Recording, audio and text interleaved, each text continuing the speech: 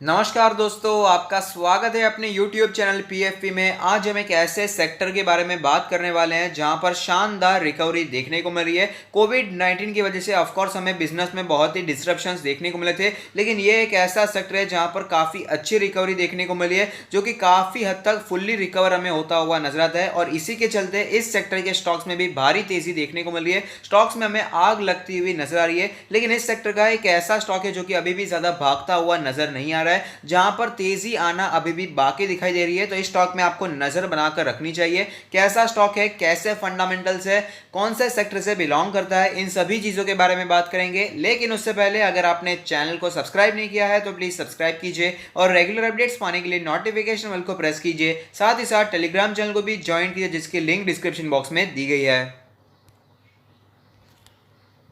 Stock का नाम आपके सामने है मिश्रा धातु निगम लिमिटेड यानी कि मिधानी। तो आप समझ ही चुके होंगे, यहाँ पर हम बात करने वाले हैं आयरन, एल्यूमिनियम, स्टील यानी कि ओवरऑल मेटल सेक्टर के बारे में। मेटल सेक्टर इकोनॉमी के लिए कितना ज़्यादा इंपॉर्टेंट इंडिकेटर है ये आपको बताने की ज़रूरत नहीं है, और इंडिया के लिए भी मेटल सेक्टर कितना इंपॉर्टेंट है ये भी आप सभी को पता ही है। और जैसे कि डेटा हमें दिखा रहे हैं, स्टील का प्रोडक्शन बढ़ता जा रहा है, ओवरऑल मेटल का प्रोडक्शन हमें बढ़ता हुआ नजर आता है, एक्सपोर्ट्स हमें बढ़ता हुआ नजर आ रहा है, और इसी के चलते मेटल स्टॉक्स में काफ़ी ज़्यादा तेजी भी हमें देखने को मिली है। चाहे वो टाटा स्टील हो, JSW स्टील हो या दूसरा कोई भी स्टॉक हो, तो काफी अच्छा मूवमेंट हमें पिछले कुछ हफ्तों में यहां पर देखने को मिल रहा है। लेकिन अगर बात करें मिधानी के बारे में तो ज्यादा तेजी हमें यहां पर देखने को नहीं मिली है। अच्छा स्टॉक है, इसके फंडामेंटल्स को भी हम डिस्कस करेंगे, तो यहां पर एक अच्छी इन्वेस्टमेंट अपॉर्चुनिटी हमें यहां पर दिखाई देती है। मिधानी के बारे में बात करें तो जैसे कि आपको पता है, ये मेनली कामकाज करता है डिफेंस से रिलेटेड। डिफेंस में जो भी हमें मेटल्स चाहिए उसका कामकाज करता है मिधानी। तो ये कोई भी टाटा स्टील या उससे एकदम डायरेक्टली कंपेरिजन नहीं कर पाएंगे, लेकिन ओवरऑल मेटल में कामकाज करता है, और इसमें भी हमें तेजी की उम्मीद दिखनी चाहिए,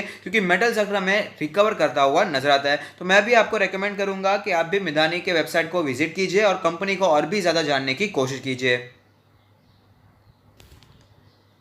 स्टॉक के बारे में बात करें तो ये एक स्मॉल कैप कंपनी है जिसका मार्केट कैप 3,500 करोड़ के आसपास का है। लास्ट ट्रेड प्राइस 193 रुपीज है, जो कि 1% हमें ऊपर दिखाई दिया है। अगर बात करें इसके रिटर्न्स के प्रोफाइल के बारे में तो 1 वीक में 3% के पॉजिटिव रिटर्न स्टॉक ने बनाकर दिए हैं। अगर बात करें इसके मंथली रिटर्न्स के बारे में तो आप देख पाएंगे 1 मंथ में 8% के पॉजिटिव रिटर्न स्टॉक ऑलरेडी बनाकर दे चुका है। अगर बात करें 1 ईयर के रिटर्न्स के बारे में तो 11% के पॉजिटिव रिटर्न्स दिखाई देते हैं। अगर बात करें 5 ईयर के रिटर्न्स के बारे में तो इतनी ज्यादा पुरानी लिस्टिंग तो नहीं है, 2018 अगस्त में इसकी लिस्टिंग देखने को मिली थी।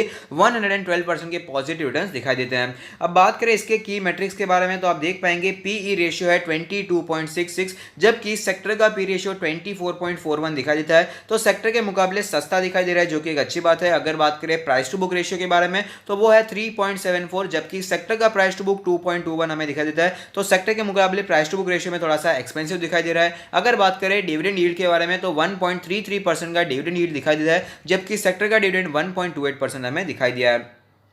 अगर बात करें कंपनी के फाइनेंशियल ट्रेंड के बारे में तो आप देख पाएंगे ओवरऑल फाइनेंशियल ट्रेंड हमें यहां पर नीचे आता हुआ नजर आता है। रेवेन्यू 2017 में 796 करोड़ की थी, जो कि गिरकर 2020 में 749 करोड़ की होती हुई नजर आती है। तो यहां पर हम देख पाएंगे ज्यादा वॉलेटिलिटी हमें देखने को मिले। 2017 में जो रेवेन्यू था उससे काफी कम हो गया था रेवेन्यू 2018 में, तो ज्यादा हमें यहां पर ग्रोथ देखने को मिल नहीं रही है, और साथ ही साथ ज्यादा हमें यहां पर गिरावट भी देखने को नहीं मिल रही है। हम ऐसा कह सकते हैं कि यहाँ पर एक स्टैग्नेंट सी सिचुएशन हमें बनती हुई नजर आती है। और अगर बात करें प्रॉफिट्स के बारे में तो प्रॉफिट्स लगातार बढ़ते हुए नजर आते हैं। प्रॉफिट 2017 में 126 करोड़ के थे, जो कि बढ़कर 2020 में 158 करोड़ के हो चुके हैं। रेवेन्यू में गिरावट है, लेकिन प्रॉफिट गिरता हुआ नजर नहीं आ रहा है, बल्कि प्रॉफिट हमें बढ़ता हुआ नजर आता है, जो कि ऑफकोर्स एक अच्छी बात है। इंडस्ट्री की रेवेन्यू ग्रोथ 2.59% है, जबकि मिधानी की 2.26% है। मार्केट शेयर पिछले 5 सालों में स्लाइटली कम हो गया है, 0.74% से गिरकर 0.73% हो चुका है। अलग अलग फाइनेंशियल ईयर्स को अगर हम कंपेयर करें तो हम देख पाएंगे और काफी अच्छा फाइनेंशियल परफॉर्मेंस हमें यहां पर दिखाई देता है।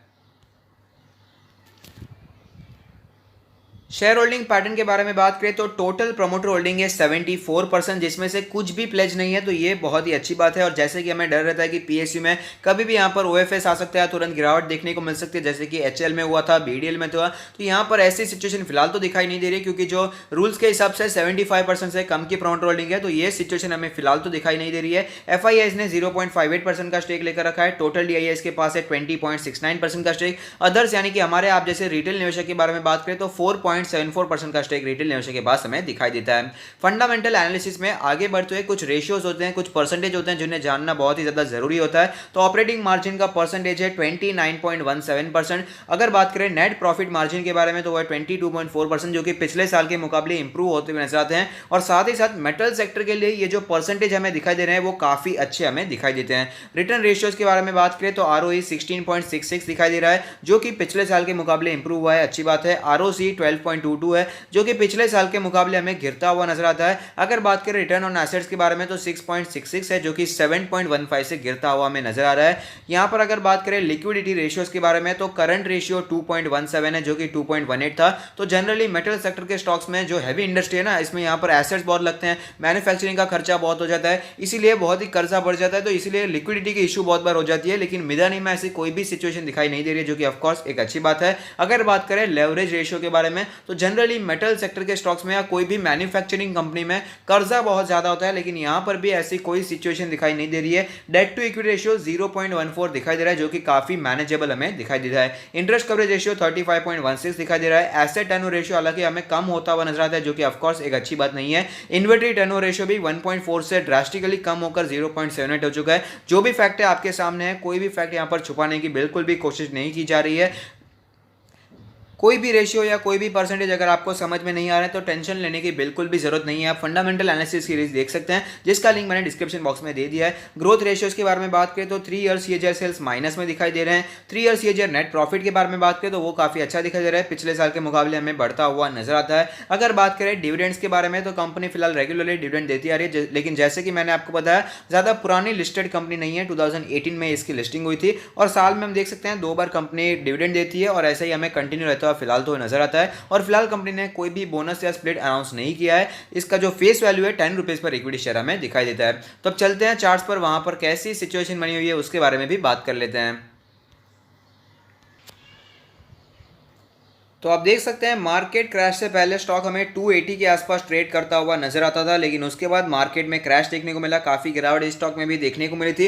140 के आसपास स्टॉक ने सपोर्ट लिया, अच्छी रिकवरी भी दिखाई दी, लेकिन एक ही रेंज में स्टॉक हमें फंसता हुआ नजर आया था, ज्यादा मूवमेंट स्टॉक में देखने को नहीं मिली और ये रेंज भी टूटती हुई नजर आई थी और स्टॉक हमें ड्रास्टिकली फॉल होता हुआ भी नजर आया था। और फिलहाल स्टॉक ने 175 के आसपास सपोर्ट लेने की कोशिश की और स्टॉक हमें फिलहाल ऊपर आता हुआ नजर आता है। करंट मार्केट प्राइस की बात करें तो 193 के आसपास हमें स्टॉक दिखाई दे रहा है। अब देख फिलहाल स्टॉक अपने 20 डेज के मूविंग एवरेज के आसपास काफी दिनों से सपोर्ट ले रहा है, एक हफ्ते से भी ज्यादा हो चुका है। इसी लेवल के आसपास स्टॉक सपोर्ट लेने की कोशिश करता है और वापस ऊपर जाने की भी कोशिश करता है। और अगर आज के लेवल की अगर बात करें तो 200 डेज का जो मूविंग एवरेज हमें दिखाई देता है 191 का लेवल, उसके ऊपर सपोर्ट लेने के बाद उसके ऊपर ही हमें आज क्लोजिंग देखने को मिली है, जो कि ऑफकोर्स एक पॉजिटिव सिग्नल हमें दिखा रहा है। लेकिन अगर बात करें इसके 100 डेज के मूविंग एवरेज के बारे में तो उसके नीचे ही स्टॉक हमें फिलहाल ट्रेड करता हुआ नजर आता है और ये लेवल इसके लिए एक अच्छा रेजिस्टेंस हमें दिखाई दे सकता है। अगर बात करें इसके वीकली चार्ट्स के बारे में, जहां पर एक कैंडल 1 वीक को रिप्रेजेंट करेगा, तो आप देख पाएंगे यहां पर हमें मूवमेंट दिखाई देती है कि ज्यादा अच्छी मूवमेंट तो इसमें देखने को नहीं मिली है।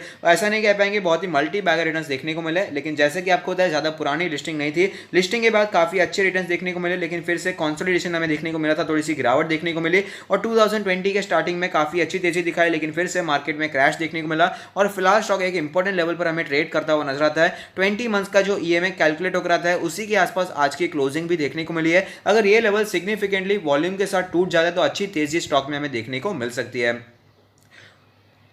अब बात करें यहाँ पर पोजीशंस के बारे में तो मेरा मानना है ये एक अच्छा स्टॉक है जहां पर आप इन्वेस्टमेंट करने के बारे में सोच सकते हैं। जैसे कि आपको पता है मेटल स्टॉक जनरली हमें वॉलेटाइल दिखाई देते हैं, ज़्यादा हमें तेज़ी वहाँ पर देखने को नहीं मिलती, तेज़ी देखने को मिलती है तो वापस स्टॉक हमें नीचे आता हुआ भी नजर आता है। लॉन्ग टर्म ग्रोथ हमें मेटल स्टॉक्स में जनरली देखने को नहीं मिलती है, साइक्लिकल स्टॉक्स होते हैं। अगर आप टाटा स्टील का चार्ट देख लेंगे तो आपको पता चल जाएगा कि सालों से एक ही रेंज में स्टॉक हमें ट्रेड करते हुए नजर आता है। ये स्टॉक हो गया या दूसरा कोई भी स्टॉक आप ले सकते हैं, तो जनरली ये सारे स्टॉक्स हमें एक ही रेंज में ट्रेड करते हुए नजर आते हैं, रेंज बाउंड स्टॉक हो जाते हैं, साइक्लिकल मूवमेंट होती है, 3 साल में ये स्टॉक उसी लेवल पर हमें वापस आते हुए नजर आते हैं। इसीलिए ज़्यादा लॉन्ग टर्म के लिए मैं मेटल सेक्टर में पर्सनली भी इन्वेस्ट नहीं करता और आपको भी ज़्यादा मैं इन्वेस्टमेंट के लिए प्रोत्साहित नहीं करता हूं। लेकिन मेरे हिसाब से अगर किसी को मेटल सेक्टर में लॉन्ग टर्म के लिए निवेश करना ही करना है तो मिधानी एक अच्छा स्टॉक हो सकता है, क्योंकि इसका जो प्रॉफिट मार्जिन है वो कंपेरेटिवली काफ़ी अच्छा दिखाई देता है, क्योंकि इसका मेन कामकाज डिफेंस सेक्टर से दिखाई देता है। तो यहाँ पर आप निवेश करने के बारे में सोच सकते हैं। और करंट मार्केट प्राइस मेरे हिसाब से लॉन्ग टर्म के लिए भी काफ़ी अच्छा दिखाई दे रहा है और शॉर्ट टर्म के हिसाब से भी मुझे काफ़ी अट्रैक्टिव दिखाई दे रहा है, क्योंकि स्टॉक में फिलहाल हमें स्ट्रेंथ लौटती हुई नजर आती है।